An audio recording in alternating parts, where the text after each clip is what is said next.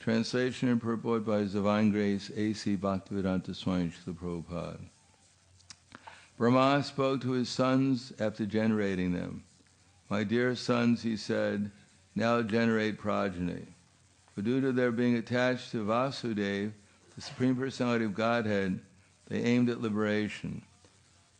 Purport. The four sons of Brahma, the Kumaras, declined to become family men even on the request of their great father, Brahma. Those who are serious about gaining release from material bondage should not be entangled in the false relationship of family bondage. People may ask how the Kumaras could refuse the orders of Brahma, who is their father, and above all, the creator of the universe.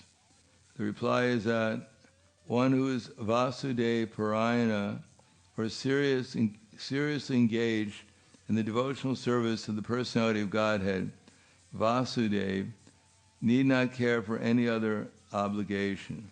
It is enjoyed in the Bhagavatam 11.5.41.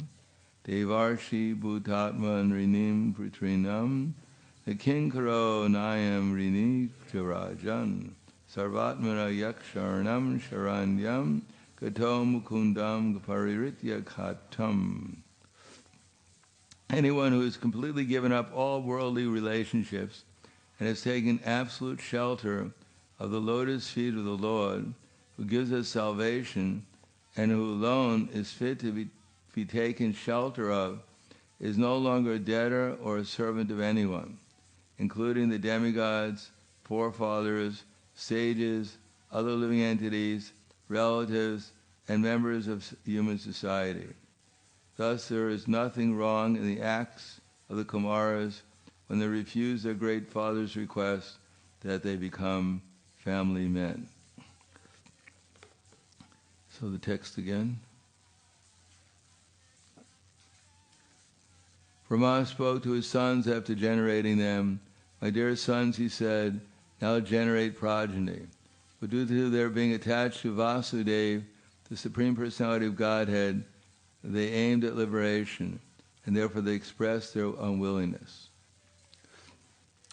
Namo Vishnu Padaya Krishna Prasthaya Bhutale Srimate Bhaktivedanta Swami Namane Namaste Saraswatam Deve Gauravani Vacharane Nirvishesha Srinivadi Paskyatyade Satarne.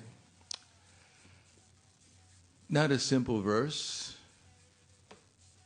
Just like when Ashvatthama had killed the sleeping sons of the Pandavas, it wasn't a simple solution. Even after Arjuna had captured him and taken him before Draupadi, who had pledged to more or less cut off his head so that Draupadi could stand on it while she was taking her bath, her shower. And the Pandavas were there, Krishna was there, Draupadi was there, Ashvatthama was there, and they couldn't quite decide what to do with him, because the laws of material nature are not so simple. So Bhima wanted to kill him immediately. Arjuna had that tendency too. Yudhisthira Maharaj was more lenient. Draupadi was quite sentimental, that he's a Brahmin, he's the son of our teacher, how can you release him immediately? Krishna had to manifest 2 extra arms to keep Bhima and Yudhisthira apart, so that nothing undue happened between them. Finally, Krishna gave Arjuna the intelligence to cut off his jewel from his head and banish him. And then immediately he left and threw 5 Brahmastra weapons to kill all the Pandavas, and another one to kill their son, Parikshit Maharaj, in the womb. So, who is right? Who is wrong? We have to see the Bhagavatam, that things are not so simple as we like them to be. It is black and white. And here, there's not black and white, actually. There's many shades of grade, and it takes Yudhisthira Maharaj, who's Dhammaraj, couldn't figure it out. Krishna, who's the Supreme Personality of Godhead, who knows past, present, future, didn't get involved. but gave Arjuna the intelligence what to do. And still, after that, Ashwatthama tried to kill all the Pandavas, as well as their son in the womb. And Ashwatthama was banished, and I believe he's going to become one of the sages at the end of the Kali Yuga. So, figure it out how the laws of material nature work. I can't figure it out. And here we have another, not quagmire, but interesting thing is that the four Kumaras, after being created, they rejected the orders of their father because they wanted liberation. And here, wanting liberation is Vasudeva Parayana. They were devotees of Krishna.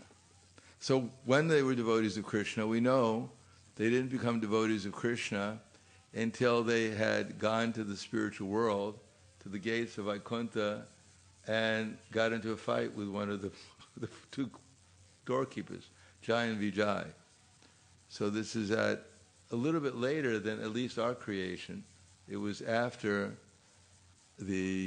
because they were part of the whole drama with Hiranyakashipu and Hiranyaksha, Shishupal, Dantavakra, and Ravana and Kumbhakarna. They were part of the whole drama before they had become pure devotees. This is after they became pure devotees, cursed the doorkeepers, and then they were doorkeepers in Vaikuntha, Jai and Vijay, were forced to become demons. So before that, they weren't demons in the sense they weren't Mayavadis. They were impersonalists, Brahmavadis. And these Brahmavadis are defined as Vasudeva Parayana, which is not exactly how we usually look at them. They're impersonalists. They don't reject Krishna as the Supreme Personality of Godhead, but they don't accept him either, actually, as necessarily the Supreme. They think that Brahman may be above Krishna. But they don't say Krishna is unreal like the Mayavadis do. So the question is, on what basis is the four Kumaras rejecting the orders of their father? If our father asks us to do something, we can't say, well, I just, sorry, Dad, I'm a Kumara. My authority is the four Kumaras, and I reject your order. Take out the garbage, sorry.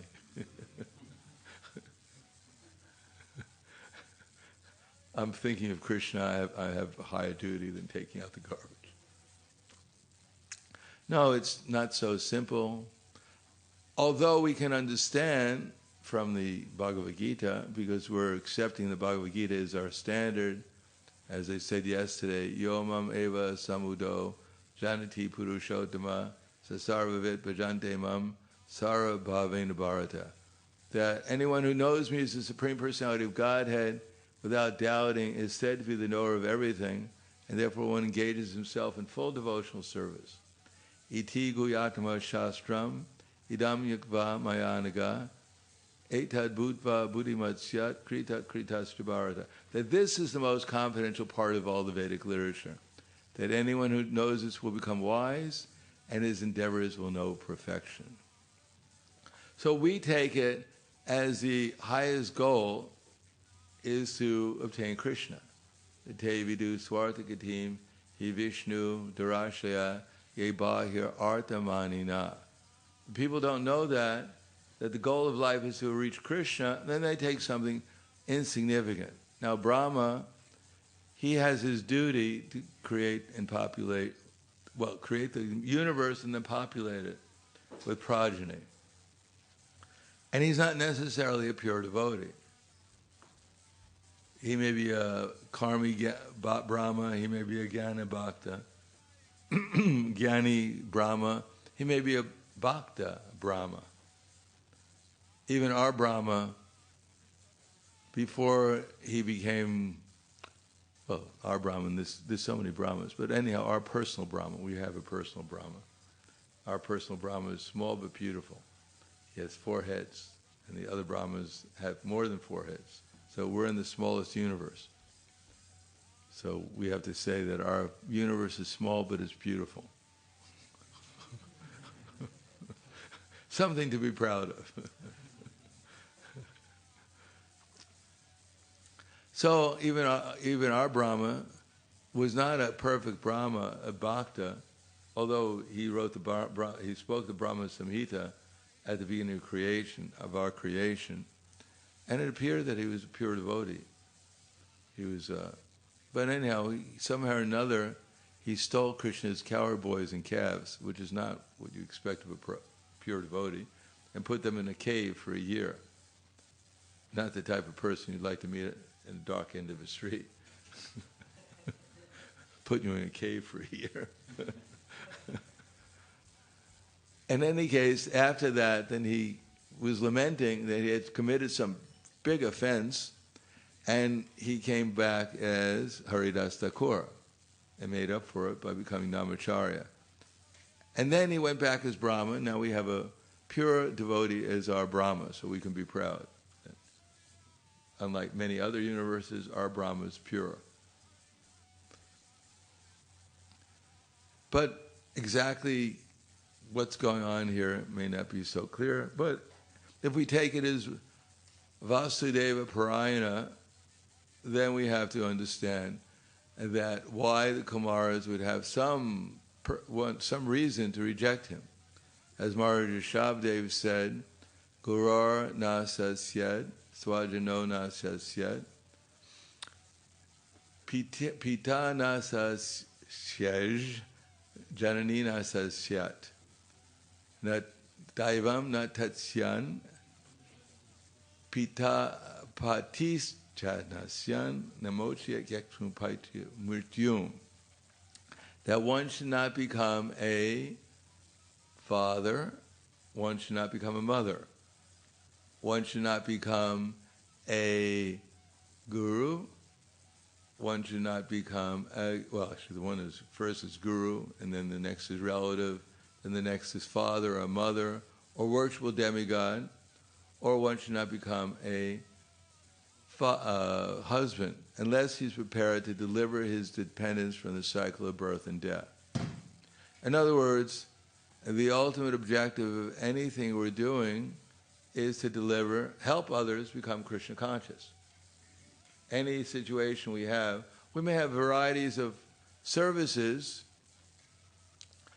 but every service is, as Chaitanya Mahaprabhu said, Yari Deka Tarikaha Krishna Upadesh Amar Agar Guruhana Taridesh. Whoever we meet, in any circumstance, it's our service to Krishna to help others become Krishna conscious. In that way we can deliver ourselves and we can help others also. Otherwise, then whatever we do is Shravam Eva Hi Kevalam. If we're not in the consciousness of helping others elevate themselves, become conscious of Krishna, then we're wasting our time and we're wasting other people's time. And if we're trying to do that, then what we're doing is perfect. We don't have to do anything else other than that. Therefore, Chaitanya Mahaprabhu accepted Brahmas after he asked Ramananda Roy, what is the process to become conscious of Krishna? Because that's all Prabhupada said that Chaitanya Mahaprabhu was interested in, was becoming conscious of Krishna. And Ramananda Roy quoted a verse from Lord Brahma. Yane priyasam udapastanamant eva jivanti samukaritam bhavadiyavartam. That we should give up this tendency to speculate. Put it aside. So, what does it mean we're speculating? Do we sit down there and we just speculate? Sometimes we do that, especially during japa. Hare Krishna, Krishna Krishna, Hare Rama, Hare Rama, Rama. Or throughout the whole universe. But actually, as soon as we forget that we're Krishna's servant, immediately mental speculation will be there. Everything we're looking at, everything we're thinking about, everything we're doing is a product of mental speculation because we've forgotten who we actually are and what we're supposed to be doing. And therefore we're speculating. The general speculation, as it turns out to be, she loves me not, she loves me not, she loves me, she doesn't love me, she loves my money. Oh, that's the truth.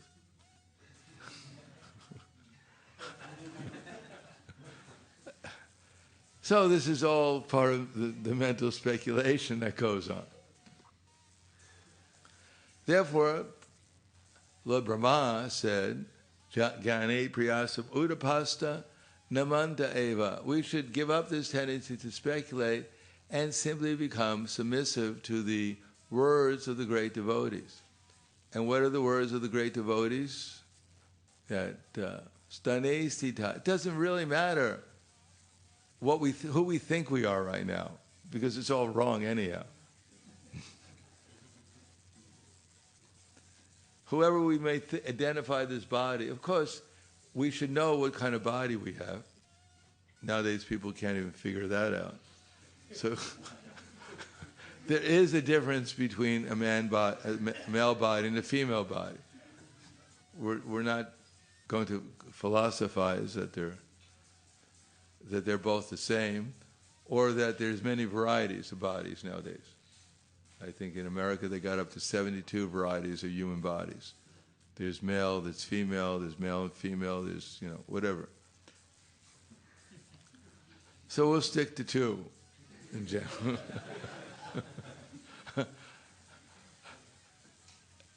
And then amongst them there's so many other bodies. But our philosophy is samam sarveshu bhuteshu tishtantam parameshwaram vinashavanashantam yak pashiti sapashiti. That one who can see the Supreme Lord and the soul accompanying in all bodies, actually see the soul in all bodies and the Supreme Lord accompanying the soul in all bodies, and who knows that neither the soul nor the super soul within the destructible body is ever destroyed, he can actually see. Otherwise we're blind. We think we're seeing, but we're seeing through our imagination. One time, Panchavida Maharaj went to Prabhupada, and he had a boil on his back, and he said, Prabhupada, I have this boil on my back. And Prabhupada touched the boil and said, it's your imagination.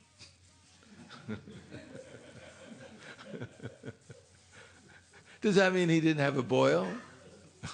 No, of course he had a boil, but he was imagining that he had a boil on his back. But on his spiritual back, he had no boil. Spiritual soul doesn't have boils on its back. But he was thinking he was the body.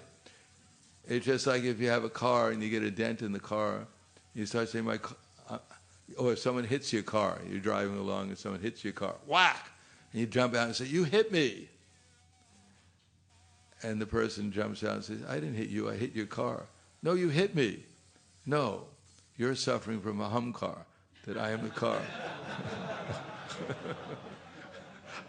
I didn't hit you, I hit your car. So in that way, everyone's living in their imagination, that we have so many designations.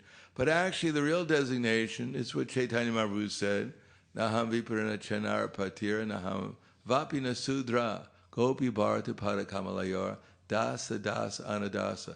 All of us, whatever we're imagining, the only real designation we have is the servant of Krishna. Even in a conditioned life, under the spell of the material energy, we're simply serving Krishna indirectly. And we're serving Krishna's servants indirectly. The material nature is such as arranging everything perfectly so that one way or another we're serving Krishna. Or we're serving the servants of Krishna. But if we actually want our benefit to get out of this dreamlike state and find out who we actually are, just like the Kumaras, they knew they were not Brahma's sons. It says Brahma generated them. Brahma generated their body, but even Brahma doesn't generate bodies. Little tiny Brahma, 1/10,000th the size, tip here in size also. It's all being done by Krishna. under his energies, either spiritual or material. So Brahma was thinking, I am Brahma at this particular moment. I'm generating these Kumaras. My duty is to populate the universe, and anyone I generate is my son, and they better obey because that's part of the Vedic culture.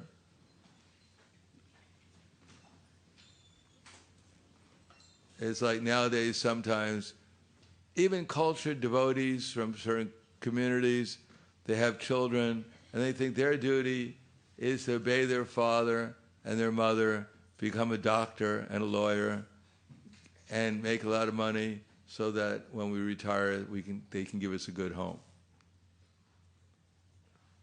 That's not exactly the end of the Vedic literature. That's the ultimate end of the Vedic literature, is to understand Krishna. And there may be different aspects of the Vedic culture which is meant to teach us submission, so that ultimately we can utilize that cultivation of submission and obedience to apply it in Krishna consciousness. And if we don't come to that platform of applying to Krishna consciousness, then it's considered a waste of time. So the four Kumaras, they're perfect, they're Gyanis, they know what the purpose of life is. Bonam jamanamante gyanamamam prapadyate vasudeva sarvamiti saramahatma sudurlabha. So they're Gyani Bhaktas, but they know that the aim is not family life. Family life is more or less part of the material world in order to protect us. Deha patya kalatradishu atma sanyeshva satsupi tesham pramato nidanam pashanapina pashyati. That everyone is afraid of abhinavineshita, of death. Just like yesterday, Yadananda Maharaj was talking about the 5 different kleshas, actually, which have tamas, tamizra. They're also beginning with avidya. So we're all suffering from avidya. Sometimes they have these parking lots, these parking signs, for people who have some handicap. So we can park there. And they ask you, why are you parking there? What's your problem? I have this heart problem.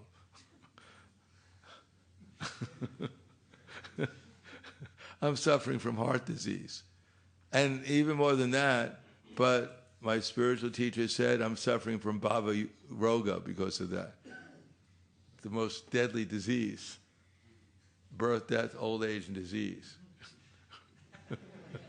So we're all handicapped in the material world. Prabhupada put out this booklet at the very beginning, which we were distributing. It said, "Who is crazy?" So everyone is crazy in the material world. You'd have to be crazy to come to this place. And you'd have to be crazy to stay here. So we're all qualified to become crazy, to be labeled as crazy. Just like if you went to a costume party, and you dressed up as a good fairy or as Dracula, and you walked in your costume and you started to look at everyone at their neck, thinking what they taste like.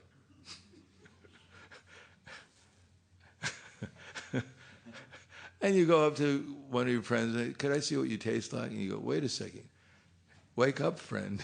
You're not Dracula. You only have the costume. You're so-and-so."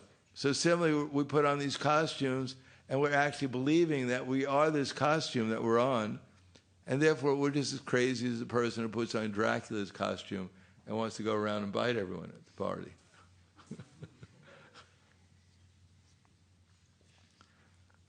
Therefore, the real thing is to understand, whatever our position is, we can say some positions are more fortunate, some are less fortunate, but when we come to the platform of Krishna consciousness, they're all equal, because in Krishna consciousness, we enter into a different world other than this external world. And even the external world turns into the spiritual world for a devotee. Then it becomes a different world. It becomes Krishna's energy rather than the illusory energy. Because actually the only difference is our consciousness.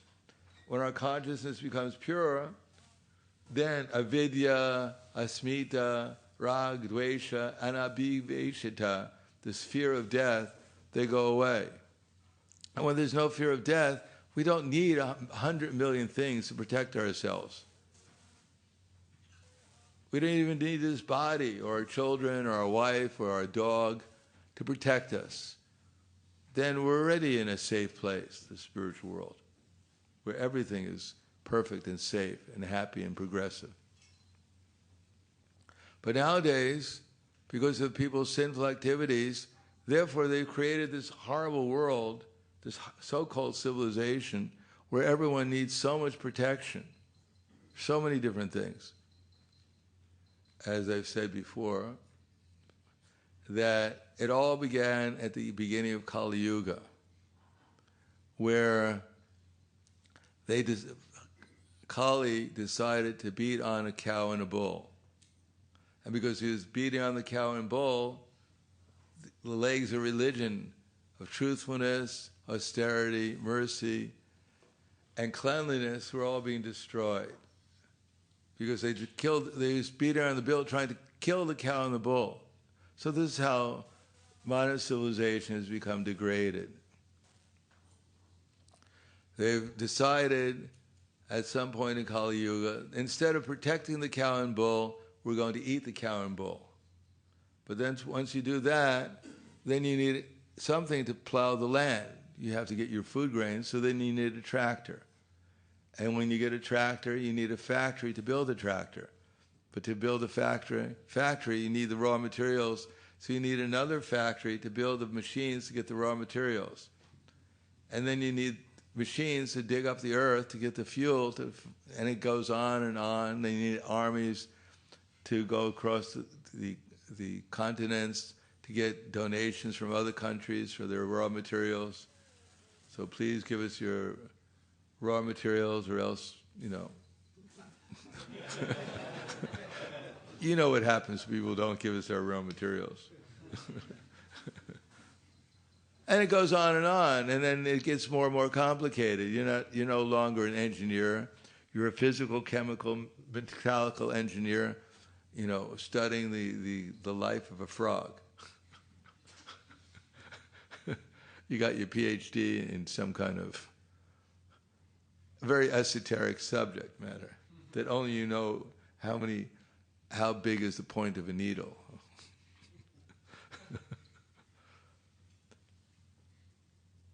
As I've said before, just like this Brahmin he was a very pious Brahmin. He was always meditating on Krishna, always chanting his rounds, and he only needed one pair of underwear because he was so renounced, so much absorbed in Krishna consciousness, almost perfect. But one day, one mouse came when he was putting his underwear on the bank of the Ganges. In order to dry it off, the mouse came and stole his underwear. So now he was naked. And although he was a great devotee, he was embarrassed.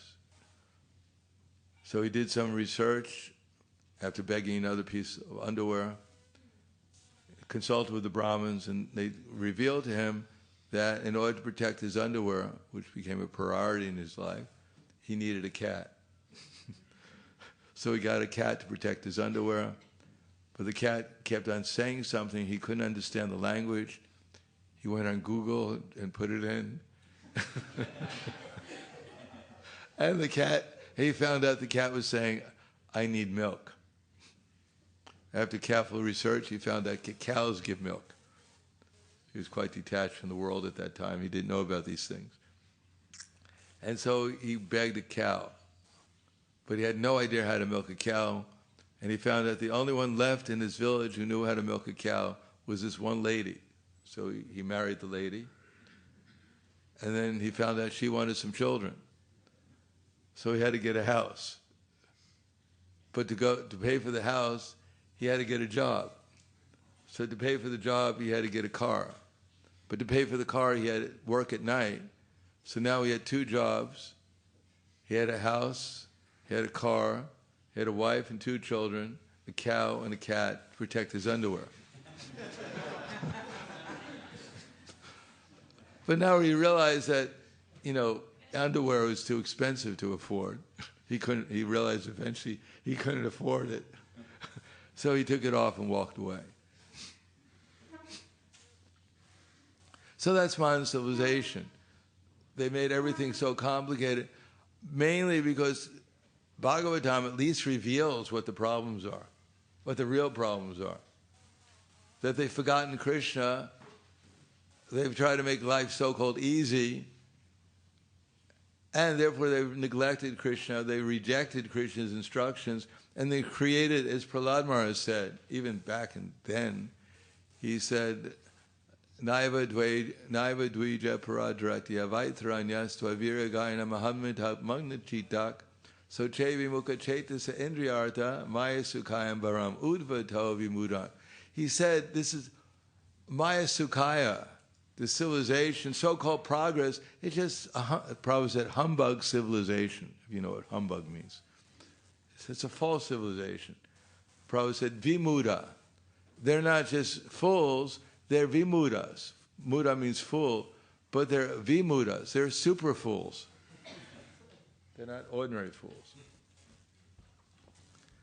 Therefore, one has to understand that without Krishna consciousness, no matter what the situation is, and here that verse, Guru Arna says, yet, Bali Maharaj was intelligent enough when his spiritual master Sukracharya told him to reject Krishna, reject devotional service, then he rejected his so-called spiritual master. Guru Arna says, Swajano, relatives, Arjuna fought on behalf of Krishna and even killed his relatives. And then we have Pita, the father. Prahlad Maharaj rejected his father, Hiranyakashipu, and surrendered to Krishna. Swajano, Janani, Bharat Maharaj rejected his mother because she rejected Ramachandra. And Daiva is interesting because it combines all the different gurus, worshipable. Anyone who's worshipable is considered Daivam. And the husband. So unless they're actually giving us instructions to help us become Krishna conscious, helping us to help others become Krishna conscious, then there's no need to follow their instructions. But we have to be careful that we know the Shastra so well that we know what Krishna wants. And if we don't know it so well, that immediately everything is as clear as the sunlight's up everything in the daytime, because that's how clear it should be, then we have to humbly investigate if we don't really know what's to be done. As I said one time, I asked Srila Prabhupada, this is in 1969, so, probably if I asked him today, he'd give me the same answer, but I asked Srila Prabhupada one time, I said, if Krishna wants me to do something, or if he doesn't want me to do something, how will I know what Krishna wants me to do? And Prabhupada just started to chuckle. And he looked at me and said, you won't know what to do. Then he stopped for a second. He said, you'll do the wrong thing. And then everyone started to laugh. And then Prabhupada looked at me with his compassionate glance. He didn't want me to get upset. He didn't mean it like that. So anyhow, I had a certain rasa which was probably sometimes like that. Everything I said probably made a joke out of. Not always, but usually. But the real fact is, if we don't know what to do, then we have to humbly think about what to do. And if it comes to mind, Yari Deka Tari Kaha Krishna Upadesh Amara Agar Gurhana Tari Desh. Whoever we meet, we have one service, one thing to do. Try to help them become Krishna conscious. Try to think about what we can do to help them become Krishna conscious. And if we don't know, if we accept that as our real duty, that we're servants of the servant of Chaitanya Mahaprabhu, who by his feelings of separation, serving him, we can acquire his feelings of separation, which will bring us immediately to the spiritual platform of consciousness. If we don't know that, then we have to humbly investigate through Guru, Sadhana, and Shastra. And when Krishna sees our sincerity, that we're willing to do what's necessary, that Krishna will reveal this information to us. And what is that?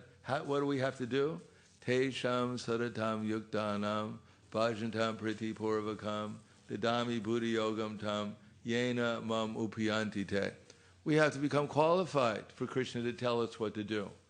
If we don't know what to do, then we have to qualify ourselves by try to engage more sincerely, more steadily in devotional service, and with more enthusiasm. Priti purvakam, with care and attention. Then when Krishna sees our sincerity, then dadami buddhi yogam tam. He'll give us the intelligence by which we can actually come to Krishna consciousness, and where everything is actually revealed, like the sun lights up everything in the daytime. And it's not by our becoming a great devotee and saving the world. It's much the opposite. First of all, we have to get over this desire to control the world. Looking around, everything's wrong. How can I correct it? Finally, I came to the Hare Krishna movement, and now the Hare Krishna movement will become saved, will become purified by my presence. People just have to surrender to me and listen to me, and everything, all the wrongs will be corrected. So now I'm a bhakta, I got to listen to everyone. But don't worry, in the course of time, I'll become initiated, and all the bhaktas will listen to me, and I'll be able to help them. I'll be able to control them, and everything will be all right. It's still not all right, maybe I have to get second initiation. Things, the whole movement hasn't been corrected yet, but I'm working on it. Okay. Now I'm going to become the temple commander. Command everyone, yes, sir. Things are getting better, but not quite right. Temple vice president, all right, we're making some progress. People are listening to me a little bit more, at least when I talk to them. All right, temple president, still not quite right. Zonal supervisor, it's getting better. GBC, initiating guru, Saktavech avatar. Somehow or another, I'm going to make things all right. Let my glory shine through all the three temples.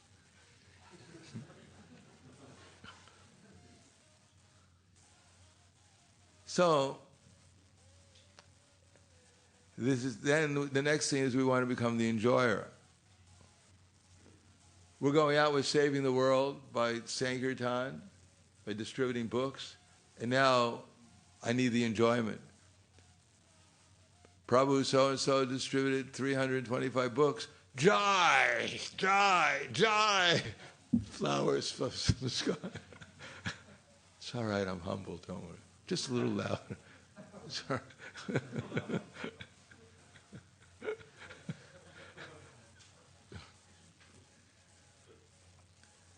So then we have to get over being the enjoyer. The next thing is I'm the savior. That from me comes remembrance, knowledge, and forgetfulness. A little help from the super soul. We're a partner, you know. It's me and the super soul together. We give him some credit, but, you know. I'm the one who surrendered to him. He only gets 50%. So this is our problem, this idea that we're going to enjoy in the material world, and therefore we can't understand actually what reality is. Krishna doesn't give us the full intelligence. He doesn't reveal himself fully to us. We have to become actually humble, that I'm not the controller, I'm not the enjoyer, I'm not the savior, I'm simply an insignificant servant of the servant of the servant of Krishna. Then eva nu kamparatam. Then Krishna gives us his mercy.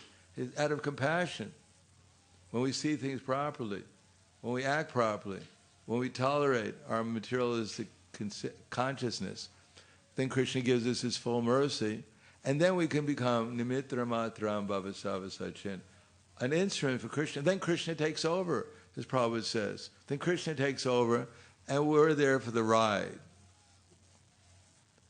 Of course, we have feelings, we have desires, and Krishna will fulfill them, but they're all pure. They're all meant to help others become Krishna conscious. It's all to give mercy. Then when those who are giving us instructions towards that realm of consciousness, if we understand that, then we accept them as our guides, as our authorities. And we repeat their example, we repeat their instructions, and that way we can help others as we're being helped ourselves. Therefore, stanestita, we don't have to change anything, but shuddhikatam dhanavang monavir. We have to hear the philosophy, we have to see through the eyes of the philosophy how Krishna sees things. Then we have to develop the conviction so that we keep on seeing whatever happens to us, we keep on seeing in relation to Krishna, we keep on acting for Krishna in any circumstance. Then Krishna will give us more and more skill of how to engage in service to Him, especially the loving exchanges. And then we become more and more absorbed externally and internally in the Krishna's name, form, quality, and pastimes. And therefore we're enlightened and we're absorbed, we're immersed in the nectar, in the ocean of divine energy, which is Srimati Radharani and Krishna, their divine pastimes in their different forms in this world and in the spiritual world. We're absorbed in the ecstasy of serving and loving them, being attracted to them, and therefore we have the same character of a pure devotee. And then we become really effective in helping others revive their consciousness of Krishna too. So I'll stop there. Thank you very much. Any questions or comments? Yes.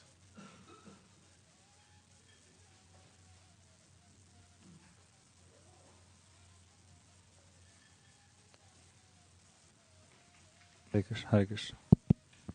Hare Krishna, Hare Krishna, Krishna. Hare Krishna. Thank you so much. You're talking about the importance of preaching. Yarade Katarika Krishna Upadesh. But to be able to preach effectively, we also need to read.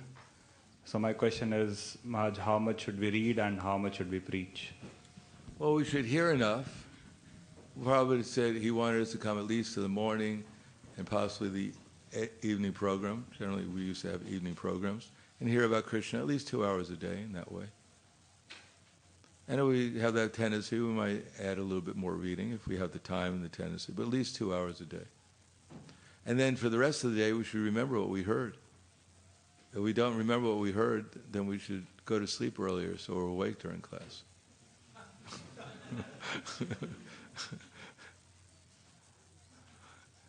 Yes.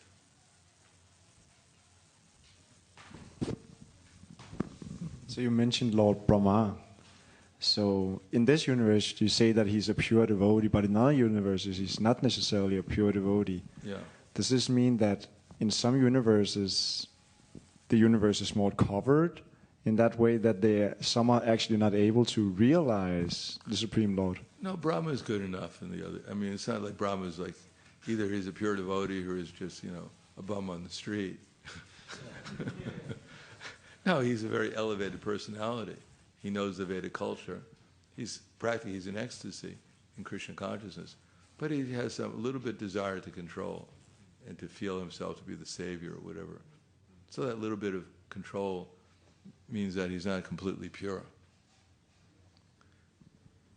I have one more question, because the question about preaching. So often we, preaching, it seems to me that it's like speaking and it's like distributing books. But shouldn't we also consider that there are many ways of preaching? Also doing puja on the altar, when we dance like this in the temple room, isn't that also to be considered preaching as a very important thing? Yeah, we should we have to have an acharya. Prabhupada is our founder acharya, and those in our movement we're supposed to accept Prabhupada as an acharya. And everything Prabhupada did was preaching. Every breath he took was an example for us to follow. Every instruction he gave was an example. So we take his example, and if we follow that, then whatever we're doing, we'll be preaching too. Actions speak louder than words, as they say. Yes. Hare Krishna Maharaj, thank you for class. One thing you mentioned, it doesn't really matter like what we are right now, but just wanted to ask, because Krishna says as well in Bhagavad Gita that we have a certain nature. For example, he says, Shatura Vanya Maya Shrishtan Guna Karma Vibhagasha. We have certain gunas and certain activities that we do. So how can we align that with which... because it seems to me like it does like matter what kind of nature we have developed to engage in the proper service according to that nature. Well, the point I was making is that it doesn't matter what our situation. If we engage in devotional service, we're doing the best thing we could possibly do. And if we're not engaged in devotional service, then we're just wasting our time. Of course, there may be different ways of looking at it. There's also Varna and Ashram, which will elevate one to a higher level where one can accept devotional service. So there's the indirect path, but we're taking to the direct path. Therefore, whether we're mam hi partha vyabhashitya yepi supapiyonaya striyo vaishya sata sudras tepi anti param gatim. First of all, most of us haven't been born in pure Brahmin families.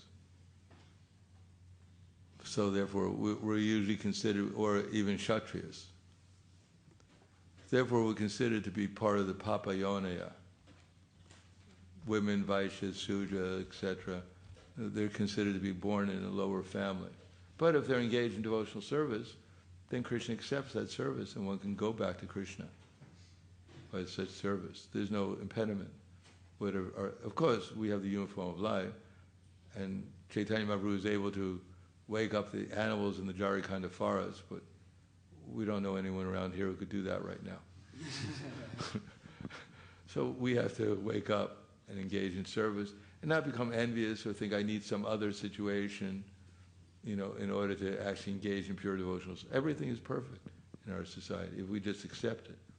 But we have to accept we have to accept the leader.